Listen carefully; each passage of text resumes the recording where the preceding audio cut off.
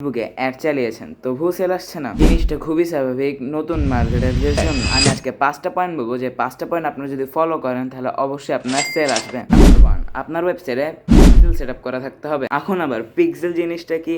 Pixel জিনিসটাকে আপনারা একটি সিসিটিভিও বলতে পারেন, কারণ পিক্সেল আপনার ওয়েবসাইটে কখন কে ঢুকছে, কখন কে কিনছে বা কখন কে অ্যাড টু কার্ট করছে, এগুলো সব কিছু সে সিসি ক্যামেরার মাধ্যমে রেকর্ড করে। এখন পিক্সেলটা কীভাবে সেট আপ করুন? পিক্সেল সেট আপ করার জন্য সিম্পলি ইউটিউবে যাবেন এবং ইউটিউবে সার্চ দিবেন পিক্সেল সেট আপ টিউটোরিয়াল, তারপর দেখবেন অনেক রিয়েল চলে আসছে। এখন আপনার ওয়েবসাইট হতে পারে হচ্ছে শপিফাই বা ওয়ার্ডপ্রেস বা কাস্টমার ওয়েবসাইট হতে পারে, ওই অনুযায়ী আপনি সার্চ দিবেন। আপনার ওয়েবসাইট যদি হয় ওয়ার্ডপ্রেসের তাহলে সার্চ দিবেন ওয়ার্ডপ্রেস সেট আপ। তো এরকম হাজার হাজার ভিডিও আপনারা ইউটিউবেই পেয়ে যাবেন। Event set up. Event set আপটা হচ্ছে আপনার যে কোনো ওয়েবসাইটে যে কোনো একটা অ্যাকশন নিলেন, যেমন বাই করলেন এরকম একটা ইভেন্ট। তো আপনার ইভেন্ট সেট আপ করলে যেটা হয় সেটা হচ্ছে যারা যারা কিনেছিল তাদেরকে আপনি তাদের কাছে অ্যাডটা দেখানো আপনি বন্ধ করে দিতে পারেন। তারপর হচ্ছে যারা যারা অ্যাড টু কার্ট করেছে তাদেরকে আবার রিটার্গেট করে আবার অ্যাড রান করতে পারেন, যা আপনার সেলকে কিন্তু আরও বাড়িয়ে দিবে। সো ইভেন্ট সেট আপ করার জন্য আপনারা সিম্পলি ইউটিউবে যে সার্চ দিবেন how to set up event on my website, তাহলেই হাজার হাজার ভিডিও চলে আসবে।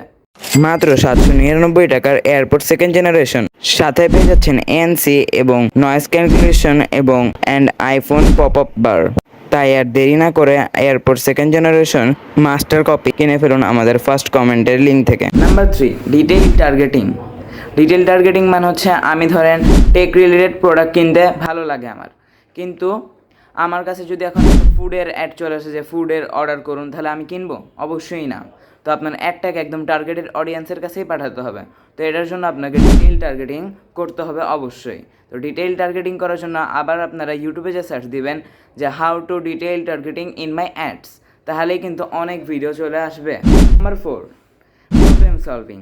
আপনার প্রোডাক্টটা এমন হতে হবে বা আপনার অ্যাডটা এমন হতে হবে যে আপনার মানুষের প্রবলেম সলভিং করে, তাহলেই আপনার অ্যাডটা মানুষ দেখবে এবং এঙ্গেজ হবে, তারপরে আপনার দেখে মানুষ প্রোডাক্ট কিনবে।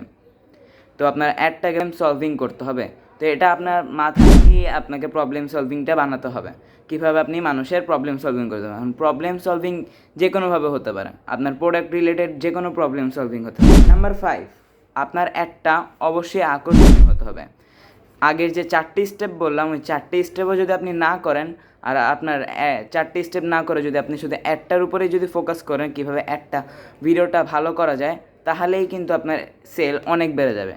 তো এই পয়েন্টটা হচ্ছে সবার থেকে ভালো পয়েন্ট, যে আপনার অ্যাডটাকে অনেক বেশি আকর্ষণীয় করতে হবে। যেমন রিলেটেড পয়েন্টস রাখতে হবে যেগুলো মানুষ রিলেট করতে পারে।